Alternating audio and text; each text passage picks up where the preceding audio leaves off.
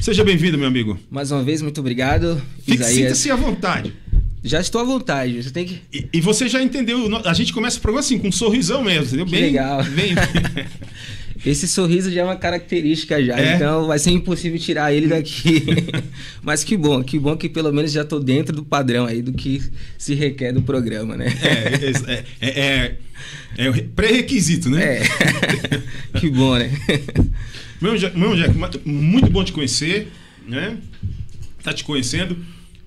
Foi uma indicação do meu amigo Jeff Dantas, né? Que logo mais estará conosco aqui. Teremos música ao vivo hoje, além do testemunho do nosso querido irmão, música ao vivo. Então vamos lá. Como que a gente começa uma conversa com Jackson Smith? Bom, a gente pode começar falando como eu cheguei até aqui, né? Isso. Bom, primeiramente aí, como você falou, nosso amigo em comum, o Jeff, né? Um músico excepcional, assim, maravilhoso. Daqui a pouco ele tá aqui também com a gente. E eu quero começar falando um pouco da minha chegada a São Paulo, né? Para quem não me conhece, está me assistindo aí, eu sou natural de Salvador, Bahia, soteropolitano. Então já faz algum tempo que eu tô aqui na cidade de São Paulo, né? Desde 2012. Eu vim para São Paulo na época com um grupo chamado Maná Brasil, não sei se você conhece, é um grupo de Salvador, da Bahia. Um ministério de samba, na verdade, né? Eu toco cavaquinho, também sou músico, e nessa época... Ministério de Samba, como assim? Ligado a alguma igreja? Sim, alguma missão? É ligado à Igreja Batista Caminho das Alvas de Salvador. E nessa época eu fazia parte desse ministério, né? Que é um grupo de samba, Maná Brasil, né? Pedrinho é um dos líderes, pastor Pedrinho, vocalista. E eu tocava nesse grupo nessa época. E a gente veio para São Paulo com o intuito de fazer o lançamento de um CD que a gente gravou nessa época aí, 2011, por aí, final de 2011. Então, em 2012, a gente teve aqui em São Paulo, eu e mais 12 homens aí que veio para poder fazer esse trabalho nesse aqui. Grupo, né? Esse grupo veio, todo o grupo. A gente lançou o CD aqui. Os 12, todos músicos? Todos músicos, todos os músicos. E a gente passou por algumas igrejas. E eu já tinha esse desejo no coração de vir para São Paulo para poder estudar, morar, né? Tentar algo diferente. E nesse período que eu vim, em 2012, foi no começo de 2012, né? Eu consegui fazer uma boa amizade com o pessoal que me recebeu da casa. Na época foi em Osasco, com a família que recebeu. E tive essa vontade de retornar. E aí eu conversei com o pessoal sobre esse desejo meu de retornar para São Paulo e de ficar um tempo. E aí eles abriram as portas para mim, falaram que tudo bem, que eu poderia retornar, né? Tanto é que eu voltei no mesmo ano, voltei para São Paulo no mesmo ano, e isso foi em 2012 ainda, em agosto, dia 2 de agosto de 2012. Fiquei com eles um tempo, comecei a trabalhar, comecei a estudar. Então fui começando a projetar o meu caminho aqui em São Paulo como eu esperava, como eu estava planejando ainda lá em Salvador, né? Então esse é o início da minha vinda para São Paulo. A princípio porque eu queria vir para estudar, né? Deus tinha colocado esse desejo no meu coração em referência ao inglês, daqui a pouco a gente vai falar também, né? Mas aí... para começar a nossa conversa, a minha vinda para São Paulo foi através do Ministério Maná Brasil, e logo na sequência o meu desejo de estar aqui, estudar e trabalhar e fazer o projeto de Deus na minha vida acontecer. Essa vinda é para fazer o lançamento de um CD gospel, de samba gospel? Sim, exatamente. A princípio, com esse grupo Ministério Maná Brasil, foi para poder divulgar um CD que a gente tinha gravado ainda em Salvador. E a gente fez o lançamento aqui em São Paulo, em várias igrejas, né? Na época a gente participou do... Aqui, a Expo Music, se eu não me engano. Expo Music. Isso, Expo Music, exato. Isso foi em 2011, né? A gente participou também desse evento nesse ano para poder divulgar também o CD junto com muitas outras bandas, muitos outros artistas que estavam presentes também. Legal, então... Já foi meio que uma viagem, vamos dizer assim, missionária, né? Exato. Divulgar o trabalho. Vocês participaram de igreja, participaram de alguns eventos assim também, de fora de igreja? Como que foi esse primeiro evento? Um evento público mais forte foi mais esse da Expo, né? Expo. Isso. Mas aí a gente teve agenda em várias outras igrejas daqui de São Paulo. A princípio foi só isso. Ô Jackson, e como que foi... O teu encontro com Cristo, você já nasceu em um lar cristão? Isso foi depois de uma certa idade? Como que foi esse mover do Espírito Santo aí? Eu já me converti depois de velho já. Para quem não sabe... Como assim? Mas você não é velho? Bom, a gente tá chegando numa idade já que é porque a cor não demonstra, Não demonstra, né? Não demonstra, mas eu, para quem não sabe, eu tenho 33 anos hoje. Quando eu tinha 33, hein? Eita, 33 anos. Faz tempo. Bom, mas essa pergunta é muito interessante, né? Porque quando eu falo que sou de Salvador, é até engraçado. As pessoas, legal, eu gosto de Salvador. Aí eles me mostram assim, quando eu fui lá, eu recebi uma fitinha lá, o axé, não sei o quê. Todo mundo associa a questão de quem é de Salvador ter essa ligação com essas religiões de matriz africana, como Exato. A gente estava falando anteriormente, né? Uhum. E às vezes não é bem assim, né? Apesar de ter, sim, nascido num berço de matriz africana, a minha família inteira vem de religião matriz africana. Minha avó é católica, a minha mãe é católica ainda. A minha avó também tinha esse envolvimento com a Umbanda e tudo mais, né? Eu me converti em 2009. 2019 tá recente, né? Esse cara não é crente. Novo convertido. Novo convertido. 2009, só retificando. Em 2009, após o falecimento da minha avó, que era uma pessoa que eu amava muito, tinha um carinho e paixão muito intensa por ela, e eu sofri bastante com a perda dela, né? E aí, em 2009, eu me converti na Igreja Batista, que é chamado MISA, né? Ministério Semeado de Amaralina. Essa igreja é local da minha região, lá do Nordeste de Amaralina. E fiquei lá até o momento que eu vim para São Paulo. Quando eu vim para São Paulo, aí eu fiquei congregando numa igreja batista, junto com a família a qual eu morava na época, né? E aí depois mudei de região, fui trilhando outros caminhos. Hoje eu faço parte da Igreja de Deus em Cristo, que é a Igreja Kojic. Do Coral Resgate, você tinha Exatamente, comentado, né? Que é bem conhecida devido ao Coral Resgate, né? É uma igreja de origem americana e tudo mais.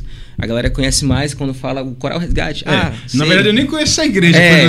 A gente veio e fala a igreja dos blaqueiros. Ou então a igreja dos negros lá que canta, a galera do coral. Exatamente. Ela tem essa característica muito forte, né?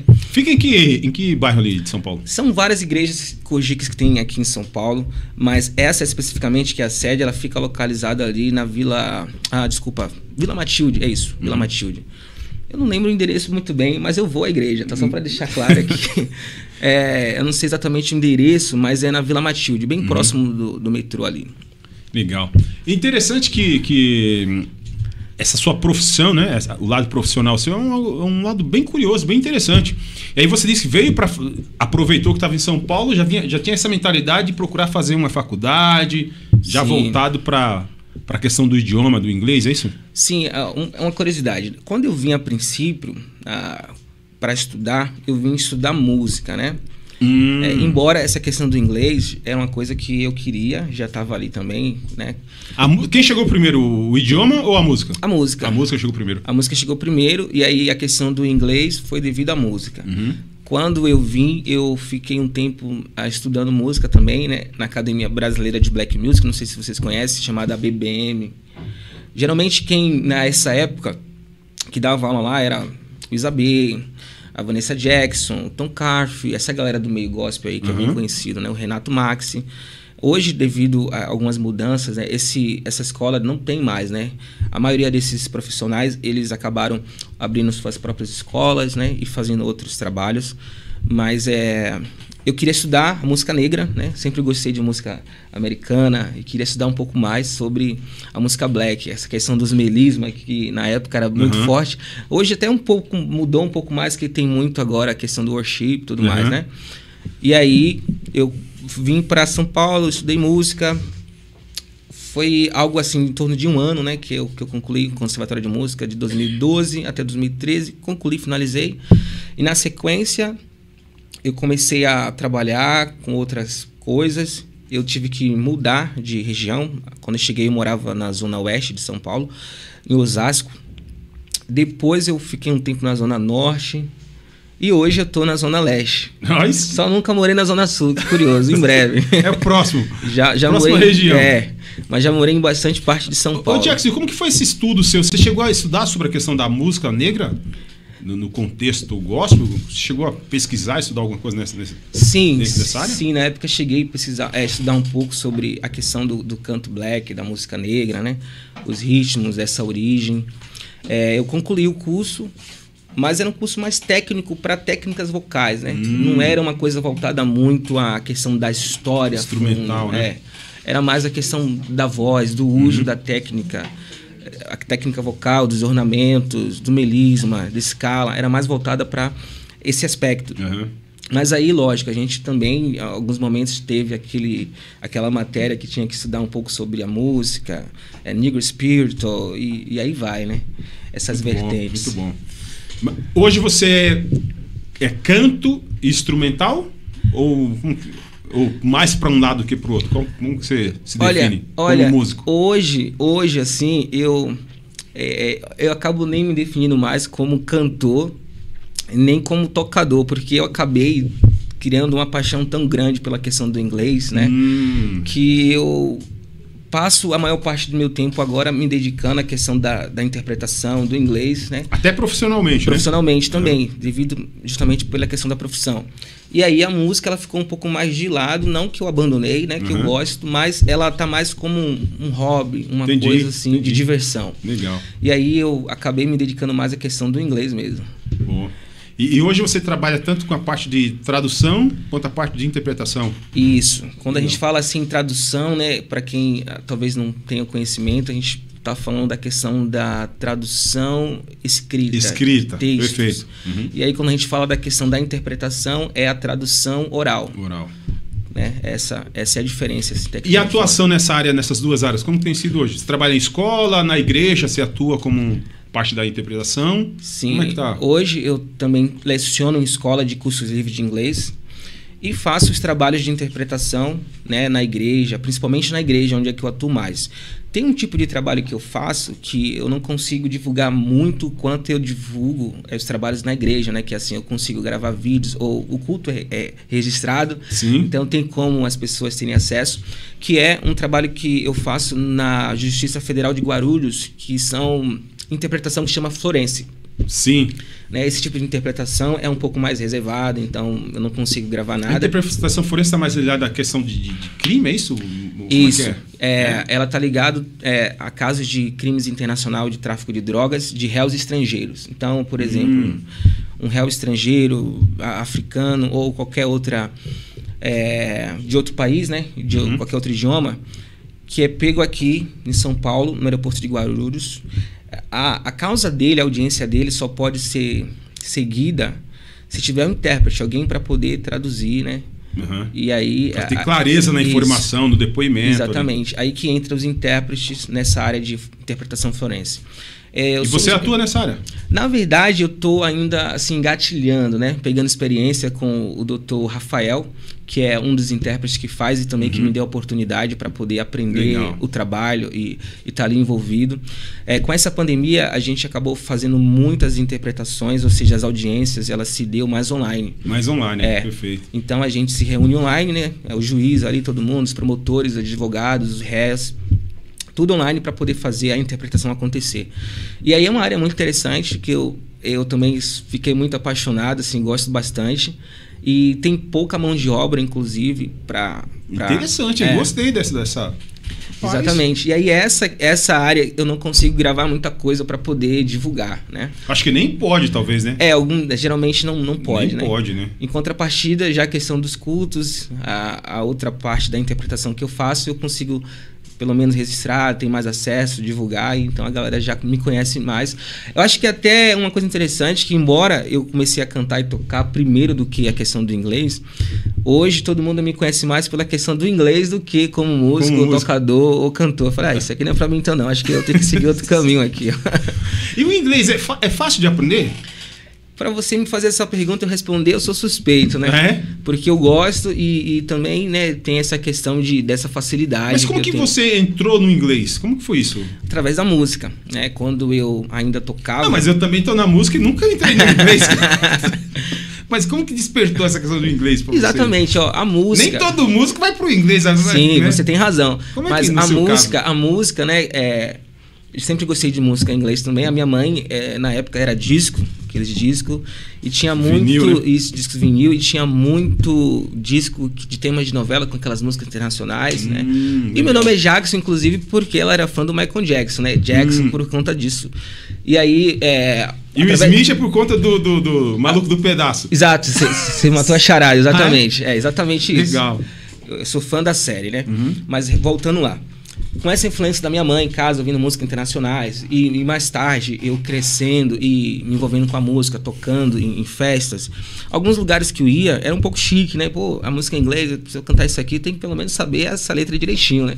Aí eu vou começar a estudar para poder cantar a letra. E a partir disso eu comecei a gostar, via que tinha facilidade. Eu lembro até hoje, uma vez a minha tia ia jogar um livro fora, era meio que uma enciclopédia, né? E nessa enciclopédia tinha a questão de ensino da língua inglesa. Esse livro eu peguei, né? E aí comecei a estudar esse livro, fiquei estudando bastante ele. E a partir disso, né, do intuito de querer cantar as músicas certas, né, em inglês, eu comecei a estudar o inglês. E aí eu percebi que eu tinha facilidade, fui me envolvendo. E aí, né, no Pelourinho... Você conhece Pelourinho lá em Salvador? Já ouvi falar. Um ponto turístico lá em Fotos Salvador. e tal, né? Nunca visitei. É um ponto muito forte lá. Inclusive, os escravos, né, eram levados para lá para ser chicoteados naquela época. Mas, enfim, o Pelourinho é um ponto turístico que tem bastante eventos e eu tocava lá na época pagode, né, samba, e tinha muitos gringos, a gente chama estrangeiros, né? Eles gostavam, legal, em falar. Eu já aproveitava para poder praticar meu inglês, né? Já aproveitava, legal, hein? Legal. E aí nisso fui fazendo amizade aqui com um aqui, um ali, fui tendo contato. Aí o pessoal, toda vez que vinha pro Brasil, me procurava, a gente tinha contato, e aí fui aprendendo, fui trocando essa informação linguística, né? O outro queria aprender português, eu queria aprender inglês, e aí a gente ia trocando essas informações. Então, devido à música, a música me proporcionou esse envolvimento com o inglês. Você chegou já a visitar a América, Não. Estados Unidos da América? Ainda não. Mas tá no projeto. Tá no plano, projeto, inclusive, era para sair, né, antes dessa pandemia. Devido à pandemia, a gente teve que recuar um pouco, né, nos reinventar, inclusive. Mas provavelmente os próximos anos aí, eu estou trabalhando justamente para isso, para poder focar nesse próximo passo. Porque para mim, profissionalmente, vai ser muito importante e muito... Pro currículo, né? Vai ser muito enriquecedor. Legal. Uma dica para alguém que quer fazer inglês, você como um profissional da área aqui, eu sei que para você é super fácil, mas para alguém um leigo, por exemplo, pensa um dia fazer um curso, qual dica que você dá para quem quer aprender inglês? Cara, eu acho que não só para o inglês, mas como para qualquer coisa na vida que você quer aprender, é você ter disciplina e estudar. Né? Você saber que existe um processo a ser seguido, né? Esse processo ele tem que ser respeitado para você chegar ao destino. Né? É que nem aqui, a gente teve o destino, que é chegar aqui, e o processo era o caminho que a gente tinha que traçar para chegar aqui. Então tem todo um processo, e às vezes eu percebo que muita gente não quer passar por esse processo. Ainda mais agora que a gente está vivendo em um mundo que é tudo rápido. Ou seja, não tem truque, né? Não tem mágica. Mas na internet fala disso. Inclusive, se você tem mais de 40 anos que ainda não fala inglês, aperta aqui no link e Tem a questão do marketing. A galera faz um marketing para vender. Só marketing, exatamente. Então, mas não tem milagre. Não tem milagre. Eu acho que que nem tem uma expressão que diz, no pain, no gain. No pain, no gain, né? Então, justamente, tem que ter um processo, tem que ter uma entrega. No pain, no gain, qual que é a tradução? No pain, no gain, pé da letra seria sem dor, não há ganho. Não há ganho. Então, é aquele lance de você se esforçar, você fazer valer a pena aquilo para você... A primeira dica é o esforço, então. Quer fazer o inglês? Com certeza. Tem que estudar. Tem que estudar. Tem muito que... Tem muita gente que... os alunos, principalmente, eu sempre converso com eles e falo assim, olha, o aprendizado de qualquer coisa é uma via de mão dupla. Não existe 100% meu para você falar. Eu entregando 50%, você entregando 50%. Essa via de mão dupla vai facilitar com que você aprenda, né? E que eu tenha também o meu dever feito, que você aprendeu. Então, não existe... Aprenda inglês em 2 dias. Aprenda inglês em 3 dias. Possa até ser possível, pode, né? Mas você vai ter que estar inserido ali num contexto realmente que você seja bem forçado a usar. Mas o caminho para você aprender alguma coisa realmente é o sucesso. Existem algumas pessoas que têm facilidade. Como eu, por exemplo, na época que eu comecei a estudar... Você tem facilidade para aprender o inglês, o idioma? eu tive facilidade para poder aprender, né? Porque assim, inclusive eu não cheguei a fazer curso de inglês, né? Esses cursos como eu hoje dou aula assim, né? O meu aprendizado foi através dos livros mesmo, de músicas. Autodidata? Autodidata. Interessante. Tanto o inglês quanto a música. E depois de velho que eu vim... Foi pra eu cheguei aqui em faculdade. São Paulo, eu tinha o quê? 23 anos. 23 anos. Então eu já vim estudar um pouco velho, né? E aí, eu até perdi o raciocínio que eu tava falando aqui. Não existe a questão de aprender de aprender 2 dias, assim, né? 2 dias. Como eu falei, tem a questão de gente que tem uma facilidade maior para aprender alguma coisa, né? Por exemplo, na minha época eu não tinha acesso à internet ainda quando eu comecei a aprender. Então era livros mesmo, era anotando. No máximo que eu tinha era um DVD que eu colocava lá os filmes legendados para poder ter acesso. Depois que veio a internet facilitou um pouco mais, que aí eu tinha contato com pessoas de outros idiomas, de toda a parte do mundo, fazia amizade e a gente trocava informação, cultura, e aí eu fui agregando mais conhecimento ainda, né? Mas o fator principal para mim foi mesmo gostar de ler. Como eu estava falando com você antes da gente começar, a minha mãe, ela tinha uma chefe que era professora e tinha o costume de trazer livros que ela não queria mais, trazia para casa. E esses livros eu pegava para ler, ela me dava para ler, então sempre tive esse contato com a leitura. E isso ajudou muito ao meu interesse, tanto pelo inglês quanto pelo português. Muito bom. Interessante, Jackson, é que você hoje está trazendo esse conhecimento sendo útil para o reino também, né? Isso que é interessante, para o reino de Deus, né? Você está tanto ao lado profissional, mas você também traz para você. Você vê isso aí como uma ferramenta que Deus tem te dado para você evangelizar? Você já pensa nisso? Já pensou nisso? Já usou o inglês como uma ferramenta de evangelismo? Sim, com certeza. Não deixa de ser, né? Porque quando você está fazendo esse trabalho de interpretação, você está sendo uma ponte, né? Uma ferramenta ali para outra pessoa que não entende o idioma ser alcançada. Então, assim, seja diretamente ou indiretamente, você acaba semeando alguma coisa, né? Você acaba evangelizando. E, assim, eu me sinto um cara agraciado, porque você hoje poder trabalhar com algo que você gosta e ainda servir a Deus também com algo que você gosta é muito prazeroso. Isso não me dá brechas para que eu fique fazendo outras coisas, né, que talvez eu não gostasse ou que eu não goste, para ter um meio de sustento. Eu acho que é uma grande oportunidade que Deus me deu de poder ganhar dinheiro com algo que Ele me deu como um dom, né? E também ao mesmo tempo servi-lo com esse dom, né? Muito bom. Eu acho que é muito gratificante. Então, quando você faz o que você gosta, tem até uma frase: você não precisa trabalhar. Né? Quando você ama fazer alguma coisa, você não trabalha, porque eu não vejo que é prazeroso. Prazeroso, né? Não é um peso para mim, exatamente. Sabe? Não é doloroso. Para mim é um prazer fazer isso. E lógico, tem toda uma dedicação por trás disso, que é a parte que às vezes as pessoas não veem, né? Essa entrega que você tá ali em 4 paredes, até para chegar ali estudando, pô, eu quero fazer isso. Mas não é quero fazer isso de um dia para noite. Eu acordei, estava lá, pronto.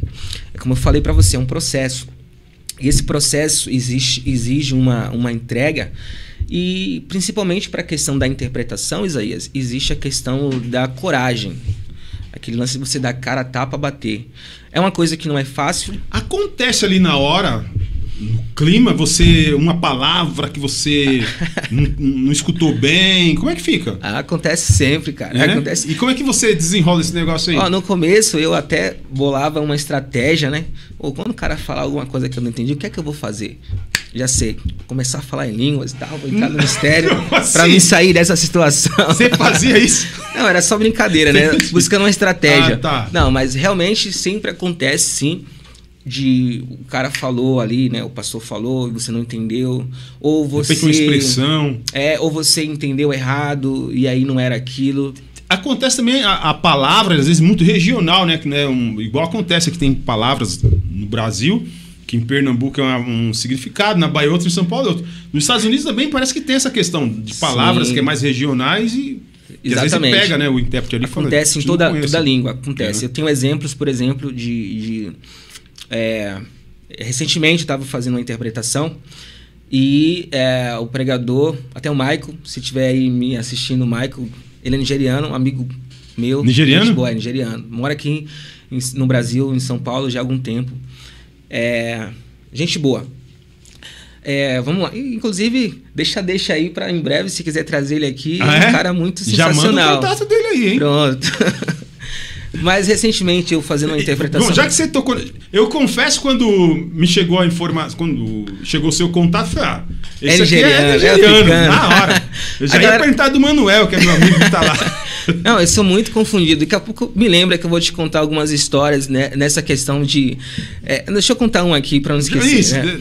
Se esquecer, não tem problema também, não. Não, já aconteceu de uma vez... Eu fui fazer uma viagem para interpretar na Vitória Espírito Santo. Uhum. E eu fui interpretar dessa vez um sul-africano. E para quem não sabe, na África do Sul não tem só negros, né? A população é bastante branca também. Uhum. E esse pregador, inclusive, ele era branco. Então, aí todo mundo já chegou. Ele que é o pregador. Quando eu cheguei na igreja, paz do Senhor, pastor, tudo bem? Aquela preocupação comigo. Eu falei, não, o pastor é ele ali, ó. Eu sou só intérprete. Então gera mesmo interessante, hein? Gera essa. Isso aí. E até eles mesmo às vezes me confundem, né? Eles falam, você é brasileiro? Não, você parece nigeriano, né? Mas brother, eles acham que eu tenho um traço, né, também realmente africanos. Mas voltando agora à sua pergunta, né, sobre a questão do dialeto. Uhum. Recentemente eu fiz uma interpretação para o Michael. E aí ele usou uma expressão que é slang. Essa palavra slang também significa gírias. Uhum. Né? Gírias. E nesse contexto que ele estava pregando sobre Davi, que Davi tinha pegado, que na hora ali eu traduzi como badog. Não sei se você sabe o que é. Badog. Badog. Badog? Exatamente. Que aqui em São Paulo é estilingue, certo? É badog. Onde você fala badoque? Lá em Salvador a gente fala badoque. Mas tem muito passarinho com badoque. Agora não pode fazer isso não, porque dá cadeia, né? Naquela época não tinha guarda florestal, mas enfim. A gente fala lá em Salvador muito badogue, dessa forma. Sim. E aí, o que aconteceu? Eu sabia que o meu público ali não estava entendendo badogue. Só que é algo muito rápido, você às vezes não consegue reformular muito rápido e você usa o que vem primeiro. Então... Por eu ser também natural de Salvador, né? A gama de vocabulário que eu tenho, de fato, é de lá. Sim. E aí veio a minha ali no momento badog. Só que eu sabia que naquele contexto ali eu deveria trazer como estilingue, mas só que não veio estilingue. Aí tá tudo certo. Aí eu percebi que o público ainda ficou um pouco assim, né? Aí depois eu fui conversar com a galera e eu percebi mesmo que a galera não tinha entendido. Então tem essa questão realmente do dialeto. E aí eu estudo bastante às vezes para poder entender qual é o meu público. Até para tradução escrita também tem que fazer isso, né? Exatamente, principalmente, né? Para que o meu público ele consiga me entender. Então tem uma série de coisas que enquanto eu estiver traduzindo aqui em São Paulo, eu preciso usar um certo dialeto, sabe? Exatamente. Um certo repertório de palavras. Regional. Né? Se eu estiver em Salvador, não, né? Eu tava vindo agora com o Rodrigo e a gente tava conversando, eu falei assim, pô, cara, isso é barril. É uma expressão muito comum lá. E aqui a galera... O que seria o barril? Barril é o barril mesmo de vinho? Pode ser petróleo? O barril, mas nesse contexto aí, quando eu falo assim, ô Isaías, seu programa é barril, você é um cara barril. É como se fosse zica. Você é zica. Você é bom no que você faz, sabe? É massa. Eu achei que era gordo. Foi bom, né? Gordo... Uma vez eu usei com um amigo meu, pô, você é barril. Ele, não, cara, nessa época eu tava magro, não tava nem casado ainda. Ele achou que eu chamei ele de gordo. De gordo, Exatamente. Mas só que aí, barril tem esse contexto que eu te falei. Lá em Salvador, o barril é um cara bacana. Um cara que é bom no que faz. Pô, você é barril. Pô, você é barril dobrado, você é muito bom. Olha, barril dobrado. E ainda tem outro contexto que é eu falar pra você, ô Isaías, não passa naquela rua ali, não, porque tá barril esse horário.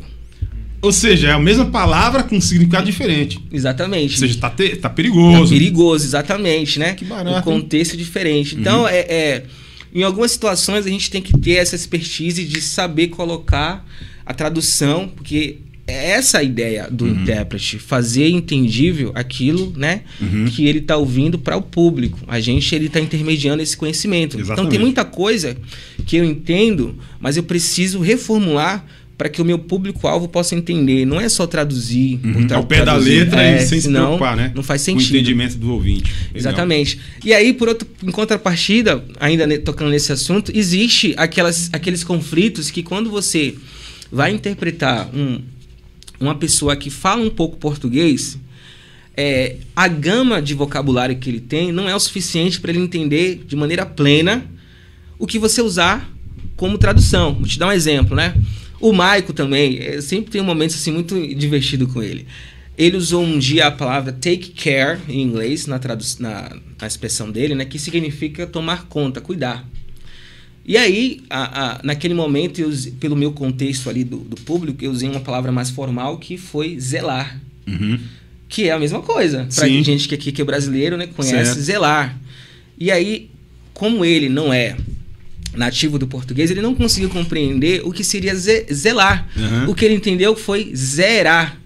Aí ele falou, não, zerar não. Ele achou que estava errado a tradução, né? Aí parou ali no momento para falar, não, zerar não. Ele quis corrigir você. Que corrigir, exatamente. Que situação, hein? Meio constrangedor. Uhum. E aí entra a questão que eu falei, a questão de dar cara a tapa na interpretação. Porque às vezes realmente acontece erros, que é normal. Uhum. Tem gente que está fazendo tradução e interpretação há 20 anos, mas toda a interpretação ela não é perfeita. Sempre vai ter um erro ou outro.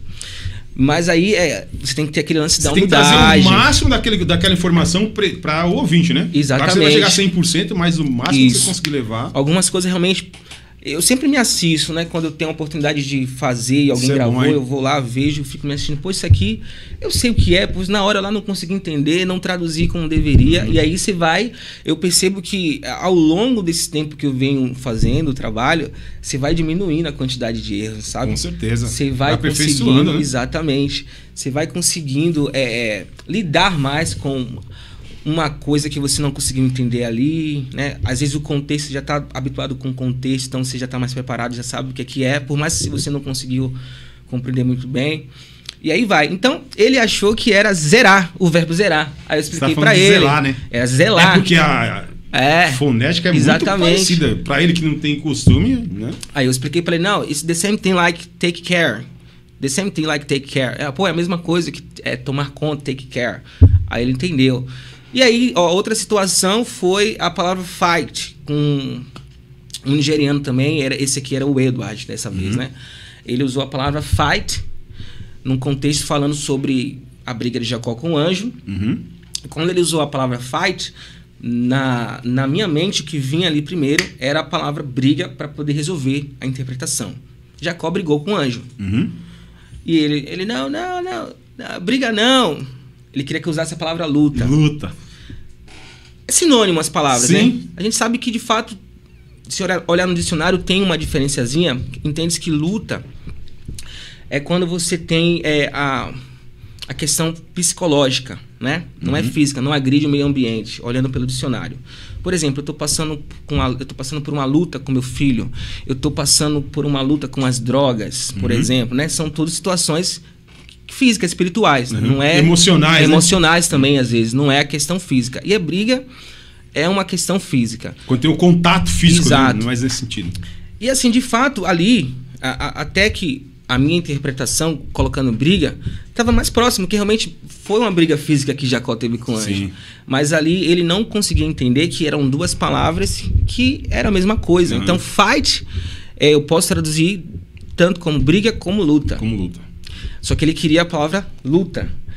Aí ficou corrigindo toda... E engraçado que eu até queria... Que às vezes quando você conversa com o preleitor, ele quer uma palavra específica que traduz daquele jeito, você já acompanha ali, né? Que tem algumas coisas que realmente eles entendem diferente e quer... Mas como que ele estava falando em inglês e você trazendo em português? Isso. Como que ele percebeu que você não traduziu correto? Então, que ele conhece? É justamente como eu falei, quando você pega aqueles caras que falam um pouquinho de português, né? E aí, esse pouquinho de português dele não é o suficiente para nós que falamos como nativos, exatamente, que tem uma gama maior de alternativas de colocar. Eu posso falar obrigado, valeu. É tudo a mesma coisa, né? Só tudo forma diferente de falar a mesma coisa. E aí ele não compreendeu, né? Aí, tudo bem. E eu queria até usar a palavra que ele queria, né? Para poder deixar ele mais confortável. Só que, é como eu falei, você tá ali num momento de estresse, é muito rápido e vai vir na sua mente aquilo que pintar primeiro ali, ó. Aí eu fiz só vinha isso. Aí, beleza.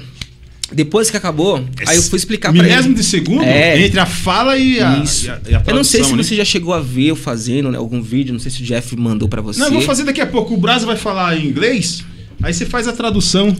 Ah, legal. Né, Brás? Topa? Querido aí, ó. Então, e aí, depois que terminou, né, eu troquei uma ideia com ele e falei, olha, é a mesma coisa e tal. Aí, depois de uma semana, ele foi ver que era realmente a mesma coisa.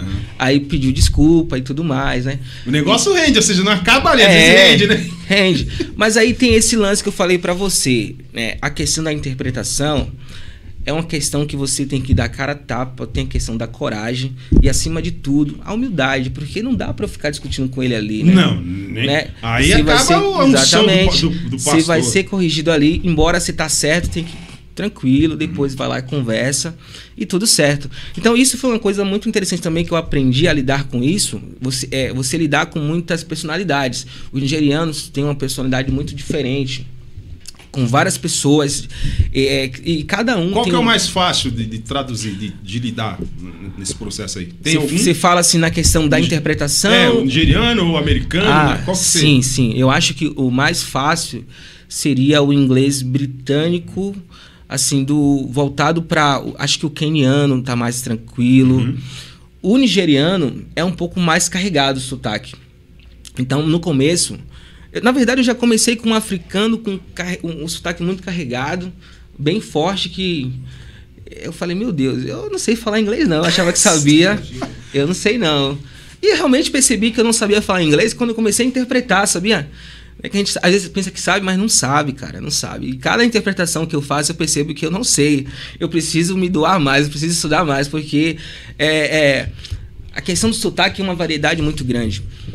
Eu traduzi recentemente também o pastor, o Martim, ele é nigeriano. Aproveitando, já que você fez a tradução desse pastor, se alguém vai estar tendo acesso a esse conteúdo e quer contratar o Jackson Smith para fazer a tradução, seja num evento, numa empresa, num culto, como é que faz? É fácil, você me acha lá. É acessível? É super acessível. Como que acha você? Você me acha lá no Instagram, @jackson.smith.5, também no Facebook, Jackson Smith, tá lá. Me contatando lá, você vai ter acesso bem rápido comigo, eu respondo, a gente conversa e combina, e aí vamos fazer a interpretação. Legal. Tem um pessoal aqui, ó, acho que até aluno seu tá acompanhando aqui, hein? Tô acompanhando aqui no YouTube, ó, tem a Quitéria dando legal. glória a Deus, acompanhando. Deus da Humanidade dando boa noite, mandando um parabéns aqui pra mim também. A Neide Buzelli. Olha, Neide é minha aluna. É sua uma aluna? Uma senhora, ela tem, se não me engano, 80 e poucos anos, mas tá 86 anos, era coisa aqui, ó. 86 anos, firme e forte, estudando inglês. Teacher, não é velho, porque eu falei, acho que alguém falou que você é velho aqui, ela falou que tem 86 anos e sou aluna do professor Jackson.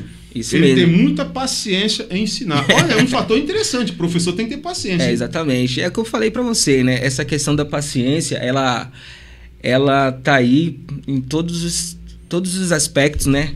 Não só em sala de aula, mas também na hora da interpretação, para lidar com a diversidade do outro, a diversidade culturais, que é diferente, né? Às vezes você tá acostumado a fazer de um jeito assim, para ele é de outro jeito, lá ele quer aquele jeito. E você precisa, entender às vezes também que a forma como o outro fala não é nada pessoal, é questão cultural, né? Não é que às vezes ele tá sendo grosso com você, é uma questão cultural. Às vezes é até o zelo dele para que seja claro, né, com o ouvinte ali. Eliseu Campos, glória a Deus, gostaria de estudar. Olha, já pega o contato aí do Jackson e começa a estudar. Bora estudar. Fabiana também aqui acompanhando, o Thiago acompanhando também. Quem mais aqui nesse? Ariel, rapaz. Tem muita gente muito aí. Bom, falou que é professor, deve ser aluno seu, Ariel aqui, ó, deve ser professor seu. Ariel, Fabrício acompanhando nessa luz aqui, um abraço, Fabrício. Um abraço, Fabrício. Fabrício, amigo nosso aqui, sempre junto com o programa. Deixa eu ver aqui pelo Facebook se tem alguém mandando algum comentário. Não consegui. Deixa eu ver aqui. Olá, a Graça acompanhando. Pastor Valmir, um abraço, hein, Pastor Valmir. Pastor Valmir, ele apresenta o programa novamente comigo. Hoje ele não pôde tava vir, de né? folga. Tá certo. Um abraço, Pastor Valmir. Depois eu tiro uma folga também, tá Você tudo falou certo. da Graça? Graça Silva. Não, Graça Souza essa aqui. Graça essa aqui é de Souza. São Bernardo. Ah, tá. Mas fala da Graça Silva. Você quer mandar um... Eu achei que boa era noite? a Graça Silva, que é a esposa de um dos pastores meu. Eu ia mandar um abraço pra ela. Mas um abraço também pra Graça Silva, né? Aí, ó. Pronto, um abraço tá também pra Graça registrado. Silva. Um abraço pro Aulério, para o Eduardo, Fabrício, a Valdete. Valdete acompanhando essa noite. Um abraço, fia. Deus te abençoe. Pastor Valmir, um abraço, Pastor Valmir. Meu amigo, logo mais nós iremos para a segunda parte aqui dessa conversa que tá muito boa, hein? Eu não tô nem percebendo o tempo passar, mas já... Já tá quase lá, né? Tá quase lá. A banda já tá aí, será? Já tá aí? O pessoal tá aí? O Tem, Jeff, a gente, todo mundo? nós temos vídeo aqui, nós temos imagem da banda aí? Será que nós temos... Vai ter música ao vivo hoje, Tem Jackson? música ao vivo, não pode Sim. deixar de faltar. Olha lá, ó. Olha lá, a banda ao vivo ali, ó. Quem que tá ali na banda hoje ali? Pô. Ah, é ele ali? É o maestro ali? Deixa Aí deixa sim. eu... Esse maestro é abençoado. Olha... É o Moisés Moisés... no contrabaixo. O Rodrigo... Rodrigo. Tem teclado. ali o menino da bateria, o Rodrigo